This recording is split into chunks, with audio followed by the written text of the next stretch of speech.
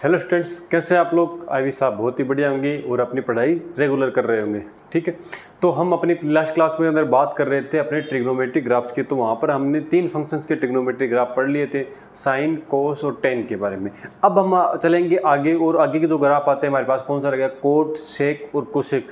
तो उन फंक्शंस के ग्राफ के बारे में बात करेंगे और उनके डोमेन, उनकी रेंज, ठीक है, उन सब के बारे में हम बात करते हैं। ठीक है, तो चलो हमने लास्ट क्लास में एक बार दिए लिखा जो पढ़ा था उसके बारे में थोड़ा सा डिस्कस हम कर लेते हैं। अपना चल रहा था टॉपिक जो है वो है अपना ग्राफ। ठीक है,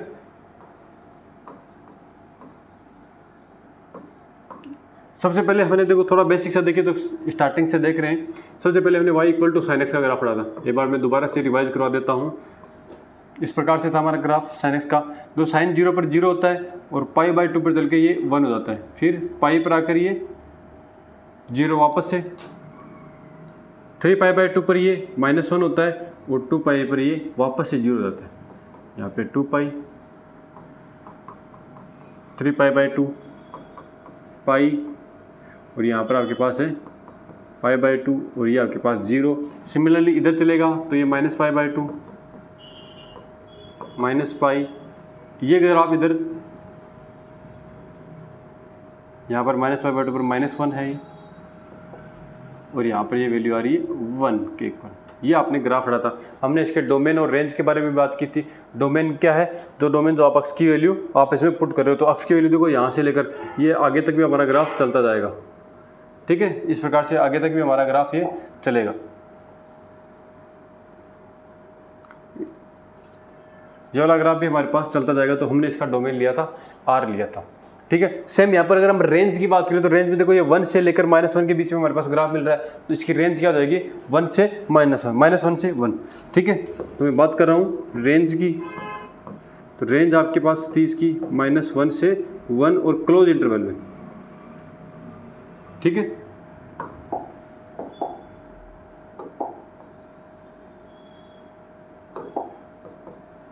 -1 से 1 के बीच में।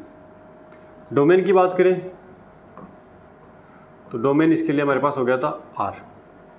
ओके, तो आपको याद होगा और मैंने बोला था कि आप जब तक खुद से प्रैक्टिस नहीं करोगे आपको ग्राफ अच्छे से समझ में नहीं आएंगे और आप इसका यूज नहीं कर पाओगे। तो ग्राफ अगर आपसे 1-2 बार अपने आपसे बिना देखे पहले अगर समझ में नहीं आ रहा तो उसको देख के बनाओ। जैसे मैंने आपको पहले वीडियो में बनाया था, पॉइंट टू पॉइंट हर पॉइंट पर मैंने ग्राफ ड्रॉ किया था और वहाँ पर आपको अच्छे से समझाया था। मैंने एक पॉइंट पर आपको ग्राफ समझाया था। 0 से पाई में क्या होगा, 0 से पाई बाई 2 तक क्या होगा, माइनस पाई बाई 2 तक क्या होगा। ठीक है, उससे बाद में नेक्स्ट ग्राफ लेते हैं y equal to cos x का। ठीक है, y equal to cos x का ग्राफ हमने किस प्रकार से बनाया था, देखो cos 0 पर इसकी वैल्यू होती है 1 और पाई बाई 2 पर होती है 0। ठीक है, तो इतना ग्राफ मिलता है यहाँ पे 0 और यहाँ पे पाई बाई 2। फिर यहाँ पर आता है आपके पास पाई और यहाँ पर आता है आपके पास 3 पाई बाई 2 और फिर यहाँ पर आपके पास आता है 2 पाई। ठीक है, तो देखो अब ये ग्राफ यहाँ से यहाँ तक आएगा। अब देखो पाई बाई 2 से पाई कौन सा क्वाड्रेंट होता है, सेकंड क्वाड्रेंट। सेकंड में cos नेगेटिव होता है तो ये ग्राफ हमारा नेगेटिव में चला जाएगा। लेकिन नेगेटिव में सिर्फ इतना है क्योंकि इतने इंटरवल में ये वाला कॉफी होगा। फिर पाई से 3 पाई बाई 2 में भी ये नेगेटिव होता है तो ये वापस से ऊपर की तरफ चला जाएगा। फिर 3 पाई बाई 2 से 2 पाई में ये पॉजिटिव होता है तो ग्राफ इधर पॉजिटिव में हमें मिल जाएगा।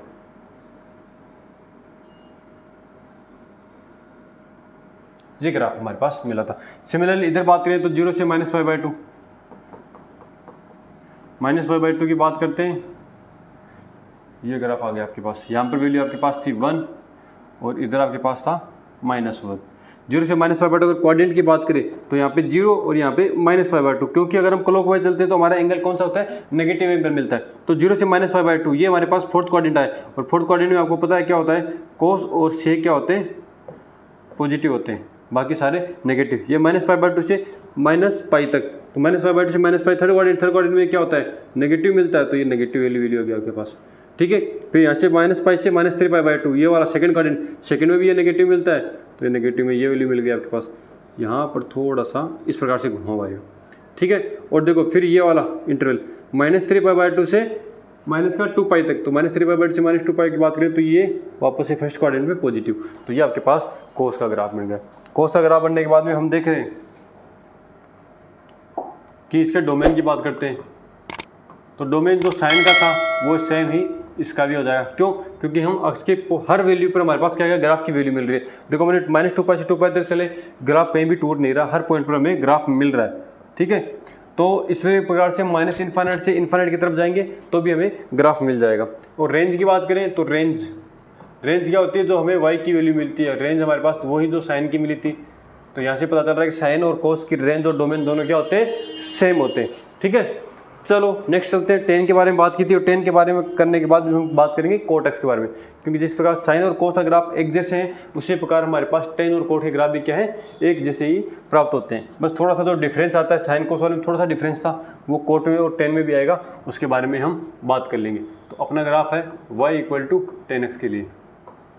तो लास्ट क्लास में हमने बात की तो 10x का ग्राफ इस प्रकार से बनाया था हमने, क्योंकि 10 0 यहाँ पर होता है, और यहाँ पर अगर मैं π/2 लूँ तो मैंने π/2 पर आपको याद हो तो एक डॉटेड लाइन बनाई थी।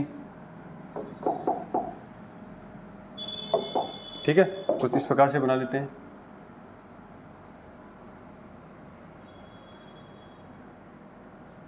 अब मैंने यहाँ पर आपके पास ग्राफ बनाया था कि tan 0 पर हमारे पास क्या वैल्यू देता है, 0 वैल्यू देता है, और π/4 पर हमारे पास ये कितनी वैल्यू देता है, 1 वैल्यू देता है, यहाँ पर आएगा। तो ये ग्राफ कुछ इस प्रकार से, और π/2 पर ये इन्फाइनाइट वैल्यू देता है, तो इस प्रकार से बनेगा। ठीक है,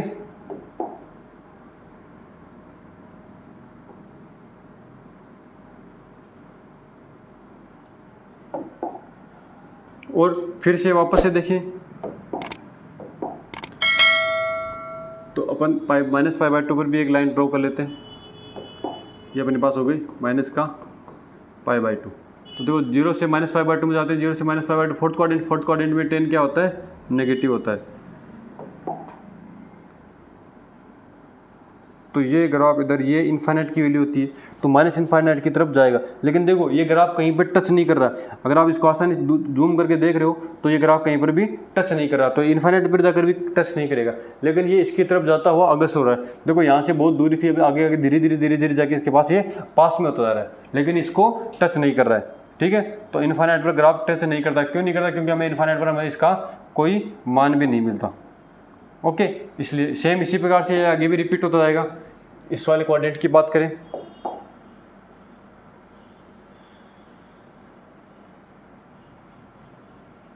अगर मैं यहाँ की बात करता हूँ तो यहाँ पर आपके पास वैल्यू है पाई, यहाँ पर 3π/2, तो 3π या π/2 पर इन्फाइनाइट, तो 3π/2 पर भी इन्फाइनाइट ही मिलेगा। यहाँ पर पाई पर इस प्रकार से, और ये इस पर π/2 पर माइनस नेगेटिव। π/2 से जस्ट पहले तक तो हमारे पास क्या मान दे रहा था, ये प्लस इन्फाइनाइट, और π/2 जैसे ही थोड़ा आगे निकलेंगे ये -∞, π/2 के पास में इन्फाइनाइट से -∞ की वैल्यू देगा, फिर यहाँ से धीरे धीरे चलता हुआ वापस से। अब देखो π/2 से पाई कौन सा क्वाड्रेंट होता है, सेकंड क्वाड्रेंट में साइन और कोसेक पॉजिटिव होते हैं, 10 क्या होता है, नेगेटिव, तो ये ग्राफ नेगेटिव मिल रहा है। लेकिन पाई से 3π/2 बात करें थर्ड क्वाड्रेंट में 10 क्या होता है, पॉजिटिव, तो ये ग्राफ हमें पॉजिटिव में मिल रहा है। ठीक है, अब बात करते हैं इसके रेंज और डोमेन की। तो रेंज तो देखो, रेंज क्या होती है, तो y एक्स, ये y एक्स अपना, तो y एक्स में देखो -∞ से लेकर +∞ तक, -∞ से लेकर +∞ तक मिल रहा है। तो रेंज तो आपके पास क्या हो जाएगी, डायरेक्ट कहीं पर ग्राफ टूट नहीं रहा, कहीं पर भी ग्राफ आपका टूट नहीं रहा, तो मतलब R मिलेगी। रेंज क्या मिल जाएगी इसकी, R।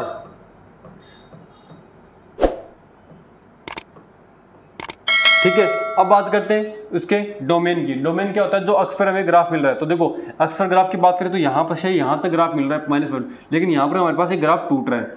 ठीक है ना, π/2 पर टूट रहा है, -π/2 पर टूट रहा है, π/2 पर टूट रहा है, 3π/2 पर, इसीलिए सिमिलरली आगे भी ये टूटता जाएगा ग्राफ। इधर आएंगे तो -3π/2 पर टूटेगा, उधर आगे जाएगा तो 5π/2 पर भी ये ग्राफ टूटेगा।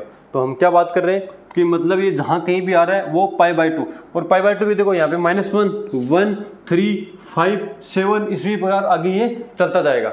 तो मतलब मैं क्या बोल सकता हूँ, लास्ट क्लास में बात की थी जो विषम गुणांक होते हैं।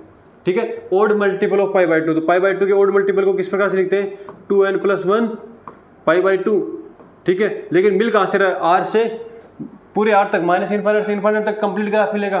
ठीक है, तो -∞ से इन्फाइनाइट तक मिलेगा, तो मैं इसको बोल दूँ R में से यहाँ जहाँ पॉइंट, मैं डोमेन की बात कर रहा हूँ, R में से वो पॉइंट निकाल देंगे जहाँ पर हमें ग्राफ की वैल्यू नहीं मिल रही है, जहाँ पर हमारा ग्राफ टूट रहा है, तो R - 2n+1 π/2 पर। ठीक है, ये हमने लास्ट क्लास में बात कर ली थी, ये इसका डोमेन हो गया, ये हम इसके डोमेन की बात कर रहे हैं। और वो आपके पास हो गई रेंज। ठीक है, अब बात करते हैं नेक्स्ट हमारे पास ग्राफ कोटेक्स की। कोटेक्स का ग्राफ किस प्रकार से मिलता है उसके बारे में, टेन का ग्राफ पढ़ लिया। सिमिलरली इसी प्रकार से हमारे पास कोट का ग्राफ मिलेगा, तो चलो उसके बारे में बात करते हैं। ठीक है, अब हमने सबसे पहले जब कोटेक्स का ग्राफ की बात करें तो y इक्वल टू कोटेक्स, हमें इसके वैल्यूज पता होनी चाहिए कि 0 पर कितनी वैल्यू देता है। ठीक है, तो इस साइड से उधर चलते हैं तो जो 10 की वैल्यू होती है अगर उसे अपोजिट साइड में लेना स्टार्ट करें तो आपके पास किसकी वैल्यू मिल जाएगी, कोट की। तो देखो कोट 0 पे कितना होता है, इनफाइनाइट वैल्यू। ठीक है, फिर आपके पास √3, 1, 1/√3 और फिर 0, ये वैल्यूज मिलती है। तो देखो अब मैं ग्राफ ड्रॉ कर रहा हूँ।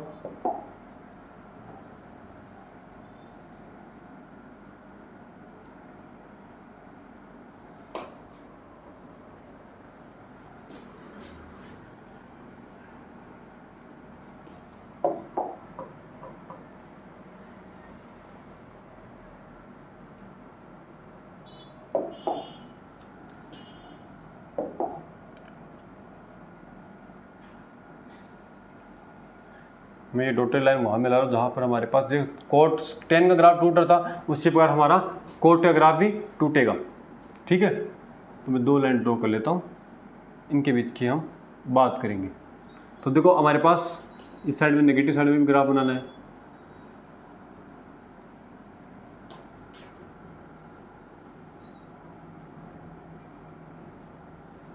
ठीक है, चलो यहाँ पर हमारे पास मेन पॉइंट 0, यहाँ पर बीच में आएगा π/2, यहाँ पर बीच में आएगा -π/2, यहाँ पर आएगा -π, यहाँ पर आएगा π, यहाँ पर आएगा 3π/2 और यहाँ पर आएगा 2π।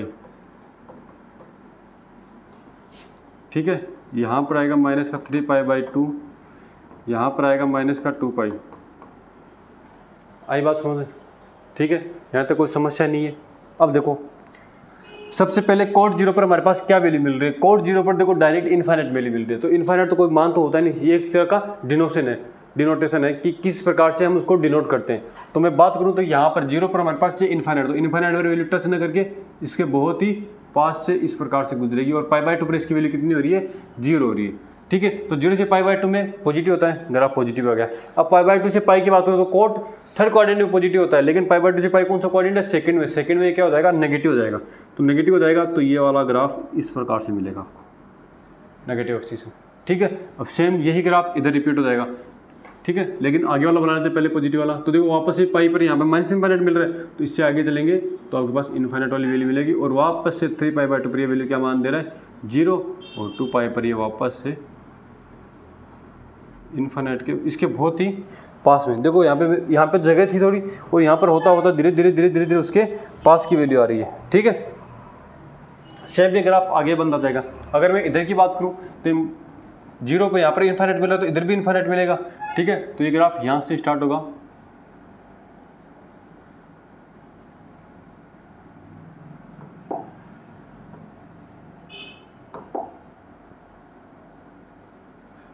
थोड़ा सा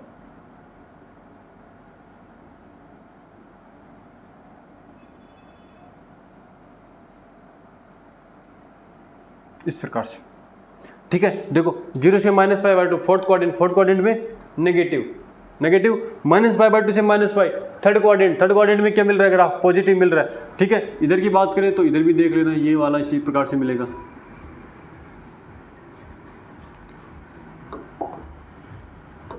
अब देखो -π से -3π/2 की बात करें, -π से -3π/2 सेकंड क्वाड्रेंट में ग्राफ क्या होता है, 10 कोट का नेगेटिव, तो नेगेटिव मिल रहा है। -3π/2 से -2π वहाँ पर ग्राफ क्या होता है, फर्स्ट क्वाड्रेंट में कोट क्या होता है, पॉजिटिव, क्योंकि फर्स्ट क्वाड्रेंट में ऑल पॉजिटिव होते हैं। आगे बात समझो।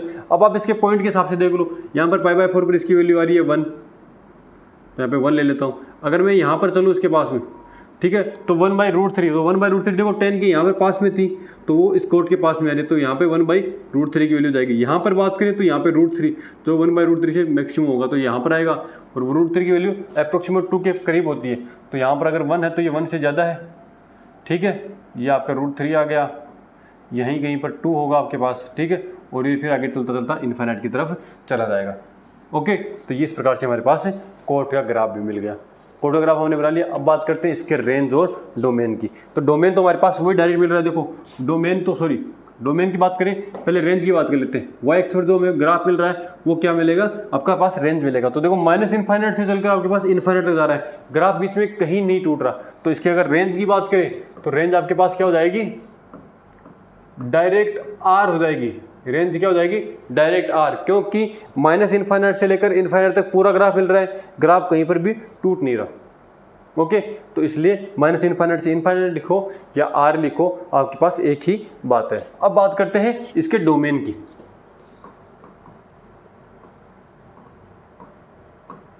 डोमेन क्या होगा, देखो डोमेन हम एक्सेस की बात करें तो एक्सेस पर वो पॉइंट जहां पर हमारे पास ग्राफ नहीं मिल रहा है या ग्राफ टूट रहा है, वो पॉइंट क्या करते हैं, जितना टोटल डोमेन है उसमें से हटा देंगे। तो टोटल डोमेन तो आपके पास आर मिल रहा है, क्योंकि माइनस इनफाइनाइट से लेकर प्लस इनफाइनाइट तक एक्स की वैल्यू आप कुछ भी पुट करो, कोई ना कोई मान आपको जरूर देगा ये। ठीक है, तो देखो यहाँ से यहाँ तक कि मैं बात कर रहा हूँ तो माइनस इनफाइनाइट से प्लस इनफाइनाइट तो हो गया, लेकिन ये ग्राफ टूट कहाँ रहा है, देखो 0 पे टूट रहा है, पाई पे इनफाइनाइट पर जा रहा है, ये वहाँ पे इनफाइनाइट पर 2 पाई पर। ठीक है, इधर माइनस पाई माइनस 2 पाई, तो देखो 1 0 पाई 2 पाई 3 पाई 4 पाई 5 पाई सभी पाई के मल्टीपल्स पर टूट रहा है, पाई के सभी मल्टीपल्स पर टूट रहा है, मतलब आर माइनस, अब मैं लिख दूँ एन पाई, क्योंकि देखो एन की जगह 0 रखेंगे तो एन आर माइनस 0, 1 रखेंगे तो पाई, माइनस 1 रखेंगे तो माइनस पाई, 2 रखेंगे तो पाई और माइनस 2 रखेंगे तो माइनस का 2 पाई। मतलब यहाँ पे एन पाई अगर मैं कर देता हूँ, और एन बिलोंग्स टू क्या है आपके पास, जेड इंटीजर्स। ठीक है, एन बिलोंग्स टू इंटीजर्स की बात करें तो यहाँ पर हम प्लस और माइनस से 1 रख सकते हैं। इंटीजर्स में प्लस और माइनस 1 की वैल्यू आती है, ये आप सभी को पता है। ठीक है, इस प्रकार ये हमारे पास से कोट का ग्राफ हो गया। इसमें ऐसा कोई पॉइंट नहीं है जो आपको समझ में नहीं आया, मैंने ड्रॉ कर दिए। यहाँ वाला पॉइंट √3 के लगभग हो जाएगा आपके पास। ठीक है, ये 1 वाला पॉइंट है π/4 पर, हमने सेम 10 का इसी प्रकार से बनाया था। अगर आपने इस पर घर पे जाके इसको ट्राई किया, खुद से पढ़ाई निकालने की कोशिश की है, तो ये आपको बढ़िया ही अच्छी तरह से समझ में आएगा। अगर फिर से नहीं आया हो तो आप वीडियो को एक बार रिवाइंड करके फिर से देख सकते हो। ठीक है, तो ये आपके पास कोटक का ग्राफ हो गया। इसके बाद में नेक्स्ट फंक्शन आता है हमारे पास सेक एक्स, तो उसके ग्राफ की हम बात करते हैं। ठीक है, आप वीडियो को पॉज करके इस ग्राफ को बना सकते हो, और मेरी मानो तो एक बार इसको अच्छे से समझने के बाद में खुद से बनाने की प्रैक्टिस करो। हर पॉइंट यहाँ पे 0 से π/2 के बीच में हर एक पॉइंट नोट करो, जो भी आपको उसकी वैल्यूज पता है। उसके बाद में सेम आगे वाला ग्राफ रिपीट हो जाएगा। जो 0 से π/2 होता है वही ग्राफ रिपीट होता है, बस थोड़ा सा ऊपर नीचे कोऑर्डिनेट का फर्क है, जो मैंने आपको बता दिया। कौन से कोऑर्डिनेट पॉजिटिव होता है तो पॉजिटिव में आएगा, अगर नेगेटिव में होता है तो नेगेटिव में आएगा। ठीक है, चलो नेक्स्ट बात करते हैं। हमारा नेक्स्ट फंक्शन है sec x, y = sec x. अब देखो इसका एक सिंपल सी ट्रिक है कि जो सेक एक्स को क्या लिख सकते हो आप, 1/cos x लिख सकते हो। ठीक है, 1/cos x आप सेक एक्स को लिख सकते हो। ठीक है, तो देखो अगर मैं इसको ऐसा लिखना चाहूँ कि जो cos x का ग्राफ है उसको छोड़कर उसके जो बाकी हिस्से में जितना भी ग्राफ वहाँ पर बना दो तो आपके पास काम हो जाएगा। क्योंकि अगर आप 1 में किसी का डिवाइड करते हो तो आपके पास जो वैल्यू आती है वो 1 से छोटी मिलेगी आपको। किसी भी अगर 1 से बड़ी वैल्यू से आप इसको डिवाइड कर रहे हो, और 1 से अगर छोटी वैल्यू से डिवाइड कर रहे हो तो हमेशा 1 से बड़ी ही मिलेगी आपके पास। तो देखो अगर मैं कोस की बात करूँ तो कोस हमेशा आपके पास -1 से 1 के बीच में ही होता है। मतलब 0 से 1 से डिवाइड करोगे या 0 से -1 से डिवाइड करोगे, तो 0 से -1 से डिवाइड करोगे तब तो हमारे पास हमेशा कहाँ से कहाँ तक आएगा, -1 से ऊपर की तरफ, नीचे की तरफ ही मिलेगा, नेगेटिव में ही, मतलब बड़ा। और बड़ा का मतलब होता है नेगेटिव में छोटा। ठीक है, और 0 से 1 की बात करें तो हमेशा 1 से बड़ा ही वैल्यू मिलेगी हमारे पास। जैसे 0 आप 0 से 1 से 0 की तरफ बढ़ोगे वैसे वैसे ग्राफ 0 से इन्फाइनाइट की तरफ बढ़ेगा। देखो 1/0 की बात करता हूँ तो 1/0 के पास लगभग क्या अप्रोक्सीमेट आप इन्फाइनाइट मानते हो। ठीक है, लगभग ये वैल्यू होती है। अगर मैं इसमें 0.00000 इस प्रकार से कर देता हूँ तो ये इन्फाइनाइट से दूर हटने की कोशिश करेगा और 1 की तरफ जाने की कोशिश करेगा। ठीक है, चलो फिर भी हम ये ग्राफ बना लेते हैं। अगर इसके पॉइंट्स की बात करें तो वो जो हमारे पास कोस की वैल्यू होती है उनको 1/, में लिख सकते हैं। तो कोस 0 पर हमारे पास कितना होता है, कोस 0 पर हमारे पास होता है 1। तो देखो मैं यहाँ पे ऊपर की तरफ वैल्यू लिख देता हूँ जिससे कि आपको ग्राफ बनाने में आसानी रहे। पर सबसे पहले आ गया 1, फिर आ गया 2/√3, फिर आ गया √2, फिर आ गया 2, और फिर आ गया आपके पास ये वाला इन्फिनिट। ठीक है, जो कि किस पर वैल्यू है आपकी π/2 पर इसकी इन्फिनिट होती है और 0 पर इसकी वैल्यू होती है 1। तो पहले लाइन ड्रॉ कर लेते हैं ग्राफ की।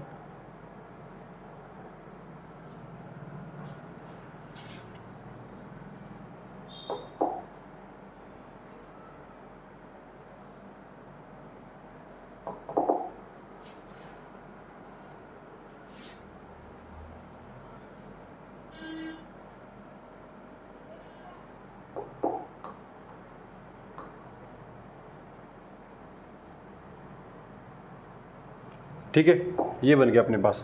अब देखो π/2 पर इसकी वैल्यू आती है ना इन्फिनिट π/2 पर, तो इन्फिनिट वाली जगह मैं यहाँ पर π/2 की लाइन ड्रॉ कर लेता हूँ।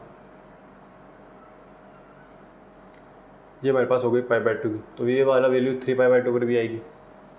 तो ये मैंने 3π/2 की और उसके बाद 5π/2 भी आता। थोड़ा बड़ा ग्राफ बना लेते हैं इसका, जिससे कि हमारे को ये आसानी से समझ में आ जाए।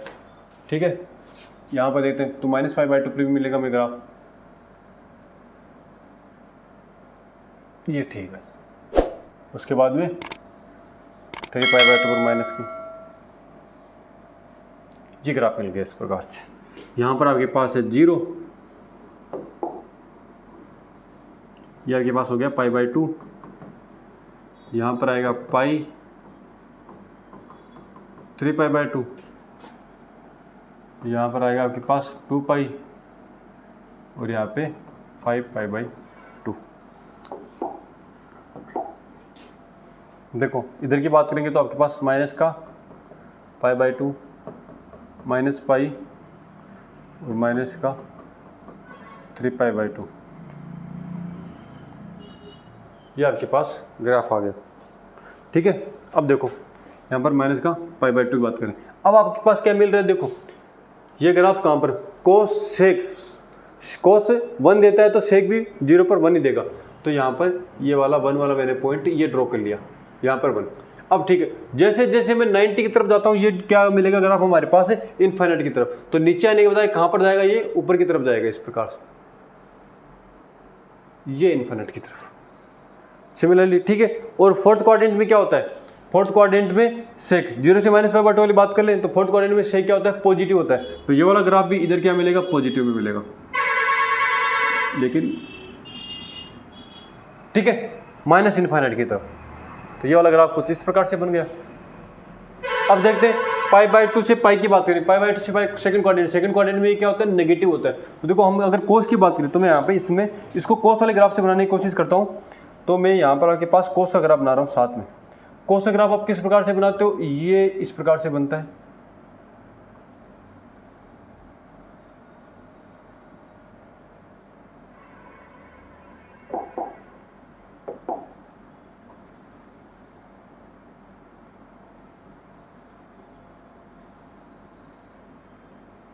ठीक है, सिमिलरली इधर बनेगा इसी प्रकार से, ये पाई तक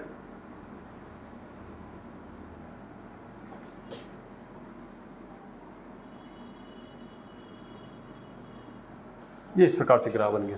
तो देखो ये वाले ग्राफ की बात करूँ तो मैं देखो इतना तो वाला ग्राफ था, अगर मैं इसको पलट के ऊपर की तरफ कर देता हूँ और ऊपर के इन्फिनिट तक बढ़ा देता हूँ तो ये ग्राफ उधर चला गया।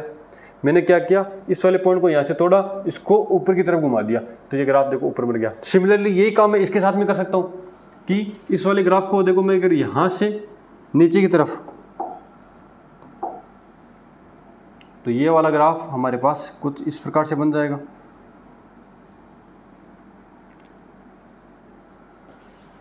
ये कहाँ से मिल गया, π/2 से 3π/2, π/2 से पाई सेकंड क्वाड्रेंट, सेकंड में नेगेटिव, पाई से 3π/2 थर्ड क्वाड्रेंट में नेगेटिव। और देखो 3π/2 से 2π, 3π/2 से 2π फोर्थ क्वाड्रेंट में सेक क्या होता है, कोस और सेक दोनों पॉजिटिव होते हैं। तो ये ग्राफ कहाँ मिलेगा, पॉजिटिव में मिलेगा। तो देखो यहाँ पे ये ग्राफ हमारे पास पॉजिटिव मिल जाएगा। किस प्रकार से मिलेगा,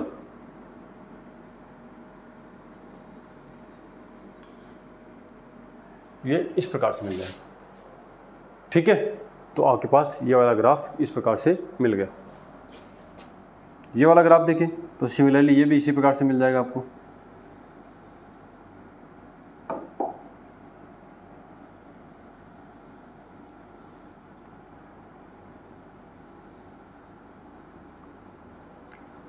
बात करते हैं इसके रेंज की और डोमेन की। ठीक है, तो अगर मैं आप बोलो तो मैं ये वाले इस वाले ग्राफ को, कोस वाले ग्राफ को इसमें से मिटाने की कोशिश कर रहा हूँ। ये मिट गया, यहाँ से ये मिट गया, ये भी मिट गया, ये मिट गया। अब देखो, ठीक है, तो आपके पास ये किसका बन गया, आपके पास ग्राफ है सेक अक्ष का। सेक अक्ष का बनेगा ये वाला पॉइंट, यहाँ पर देखो कोस भी मिल रहा था आपके पास, ठीक है। यहाँ पर आपके पास पॉइंट क्या हो जाएगा, आपके पास 1, और यहाँ वाला पॉइंट आपके पास क्या हो जाएगा, -1। तो अगर यहाँ पर देखो, अगर मैं लाइन ड्रॉ करने की कोशिश करता हूँ तो ये इसको टच करते हुए इस प्रकार से बनेगी। थोड़ा सा ऊपर नीचे बन गया ये ग्राफ, तो मैं देखो इसको वापस से नीचे की तरफ सेट करने की कोशिश करता हूँ। ये बन गया आपके पास।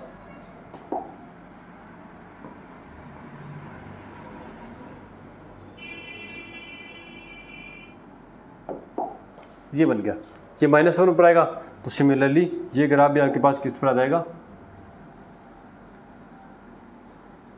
ये आपके पास मिल रहा है 1 पर। तो आपको एक चीज़ देख पा रहे हैं कि जो y एक्स पर है हमारे पास -∞ नीचे की तरफ जा रहा है और +∞ ऊपर की तरफ जा रहा है। तो -∞ से +∞ तक पूरा ग्राफ मिल रहा है, लेकिन जो ये वाला इंटरवल है, अगर मैं इस इंटरवल की बात करूं, अगर मैं इस इंटरवल की बात करूं तो देखो इतना सा जो इंटरवल बच रहा है, इस वाले इंटरवल में हमें ग्राफ की कहीं पर भी कोई भी वैल्यू नहीं मिल रही है, नहीं मिल रही है। तो मतलब हमें जो रेंज निकालेंगे, रेंज में से -∞ से इनफाइनाइट तो लेना है ही, जो ये वाली वैल्यू बच रही है उसको क्या करना है, हमें हटाना है। ठीक है, तो हम रेंज में क्या करते हैं, रेंज या डोमेन निकालते वक्त टोटल ग्राफ की वैल्यू चेक करते हैं, और जहां पर हमें ग्राफ की वैल्यू नहीं मिल रही है, जहां पर हमारा ग्राफ टूट रहा है, वहां पर हम क्या करते हैं, ग्राफ की वैल्यू को उसमें से जितनी वैल्यू में वो हट रहा है वहां से उसको आर में से हटा देते हैं। तो ये -∞ से इनफाइनाइट मिल रहा है। हम बात कर रहे हैं रेंज की, सबसे पहले बात कर रहे हैं रेंज की। तो हमारे पास रेंज क्या आ गई, आर आ गई।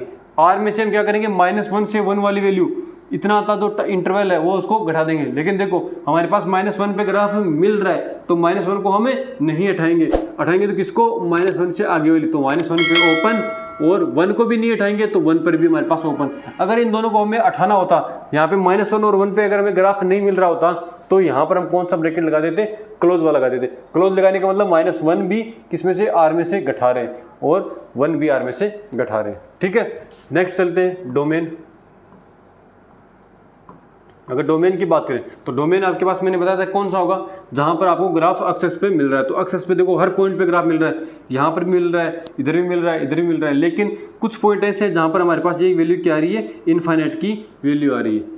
ये वैल्यू क्या आ रही है, थोड़ी इनफाइनाइट की तरफ है हमारे पास।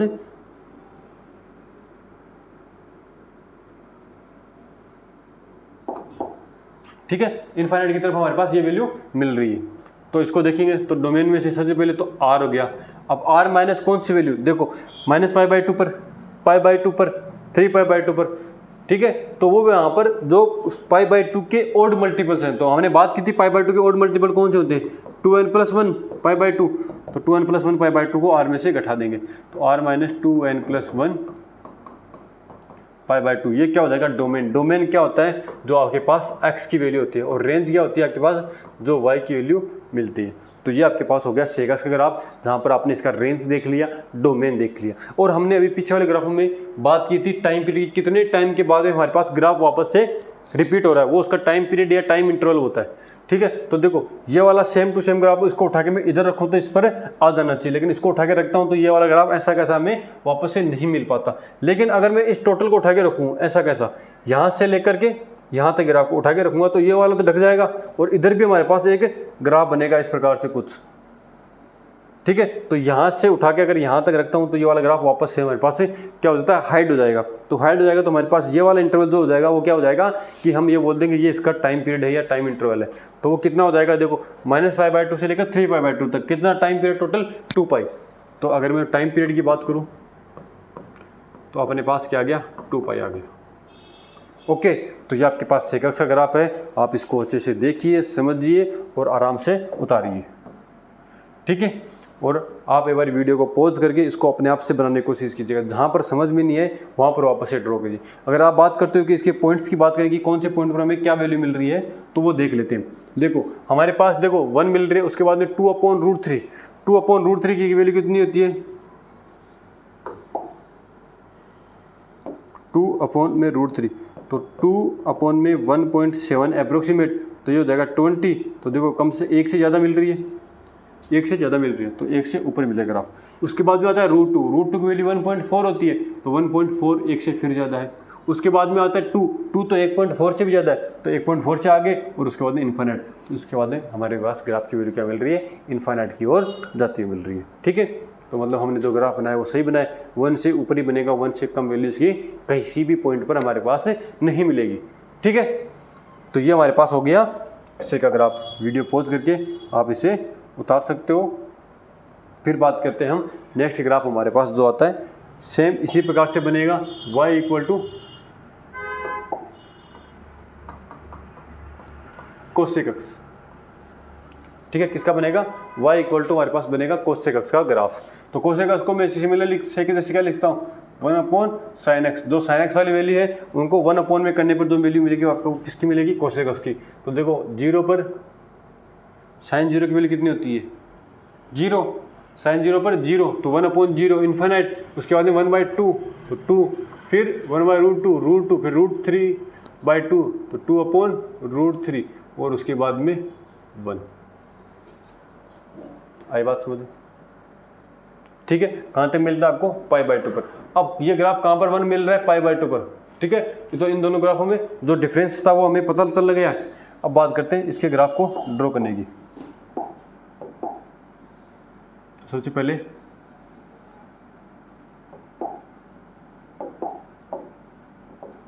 मैं इसमें से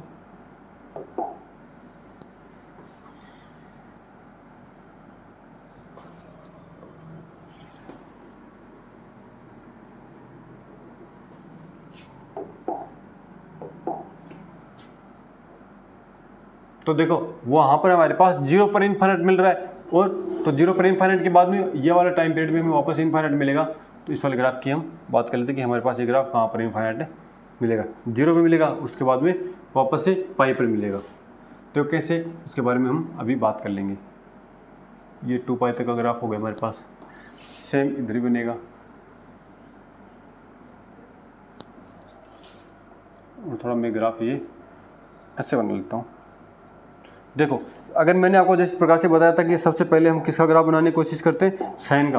तो देखो जो साइन वाला ग्राफ बनाते हैं वो कुछ इस प्रकार से बना था हमारे पास।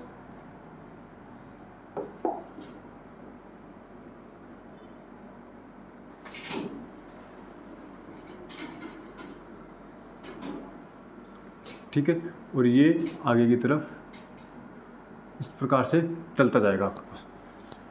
आगे बात करें तो ये इधर वाला ग्राफ ये बन गया।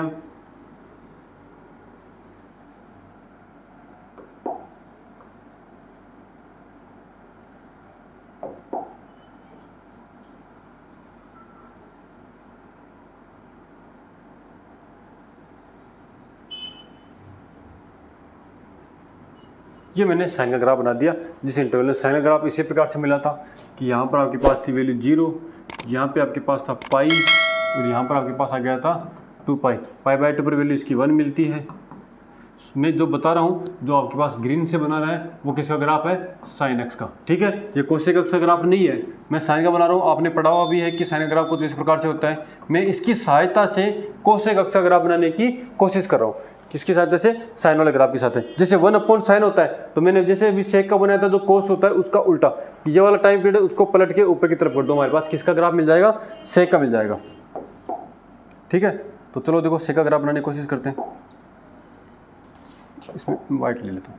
तो ये जो यहाँ पर ये मिल रहा है उससे ऊपर ऊपर हमारे पास ये किसका ग्राफ मिल जाएगा,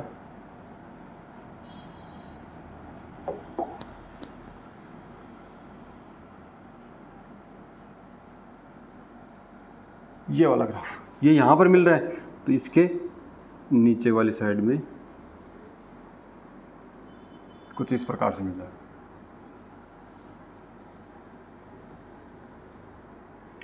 ठीक है, ये इधर मिल गया।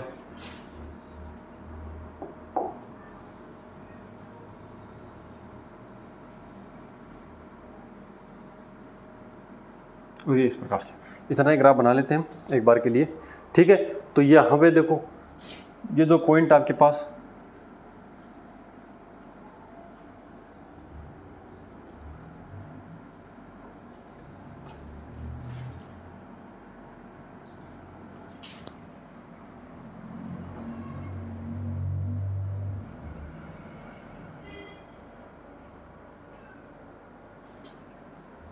कुछ इस प्रकार से बनाने की कोशिश करता है।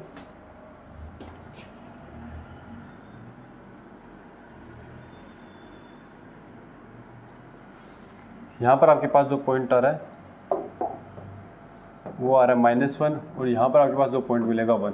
तो ये देखो, मैं जब साइन वाले ग्राफ को मिटाता हूँ, ये वाला मिटा दिया मैंने, ये वाला मिटा दिया और ये वाला मिटा दिया। ठीक है,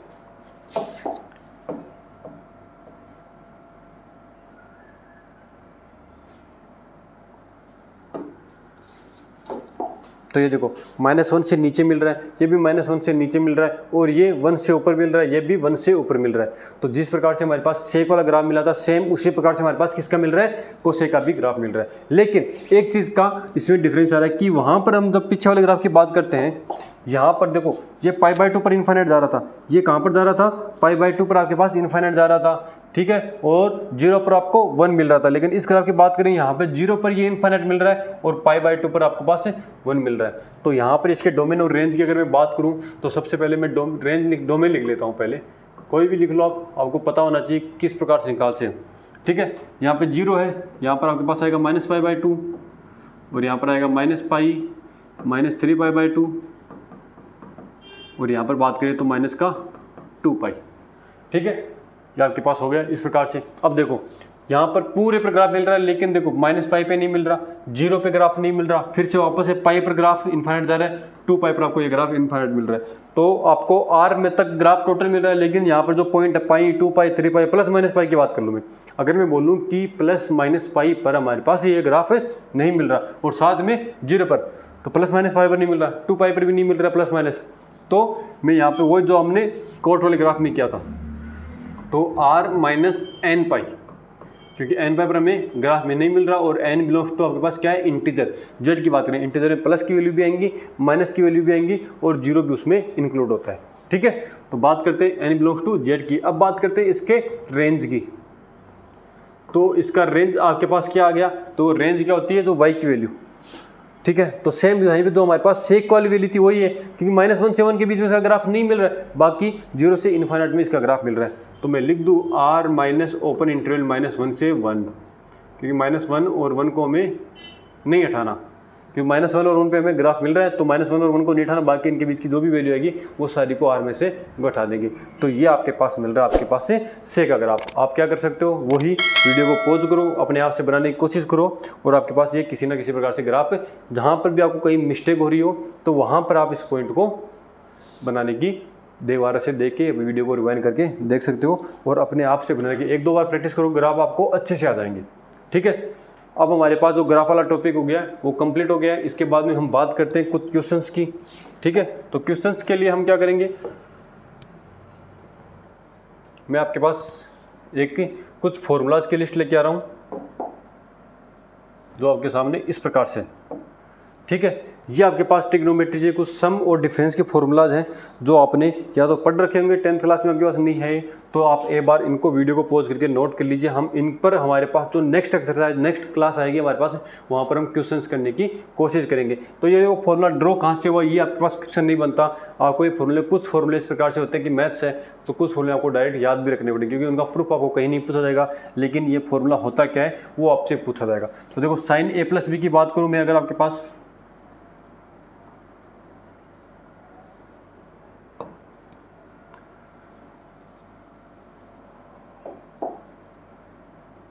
ठीक है, तो अगर मैं साइन a+b की बात करूँ, sine a+b, sine a cos b plus cos A sine B, ये साइन ए प्लस बी का फॉर्मूला है। और साइन ए माइनस बी की बात करूँ तो यहाँ पर आपके पास जो प्लस आ रहा था, बस सिर्फ इसमें इतना फर्क है कि यहाँ पर आपके पास क्या आ जाएगा, माइनस आ जाएगा। बाकी दोनों का सेम फॉर्मूला है, सिर्फ प्लस माइनस का डिफरेंस है।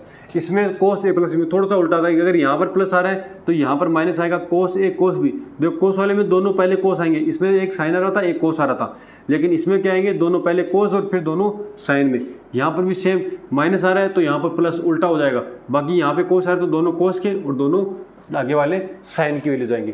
तो sign A plus B sign A cos B plus A cos A sine B हो जाएगा, और sign A minus B sign A cos B minus cos A sine B हो जाएगा।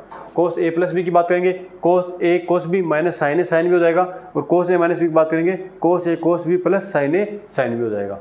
ठीक है, सेम आपके पास tan a प्लस बी का है और tan a माइनस बी का। इसमें भी देखो यहाँ पर प्लस आ रहा है तो यहाँ पे प्लस आ रहा है तो यहाँ पे माइनस आ रहा है, और देखो यहाँ पर माइनस आ रहा है तो यहाँ पे माइनस, लेकिन यहाँ पे प्लस आ जाएगा। बाकी दोनों फॉर्मूले एज इट इज है, सिर्फ प्लस माइनस का फर्क है। देखो tan क्या कोट का उल्टा होता है, तो इस प्रकार से ये इसका अपोजिट होगा। ये आपके पास फॉर्मूले हैं और आप इन्हें नोट कर लो वीडियो को पॉज करके। आज की क्लास में इतना ही, बाकी हम करेंगे नेक्स्ट क्लास में। ठीक है।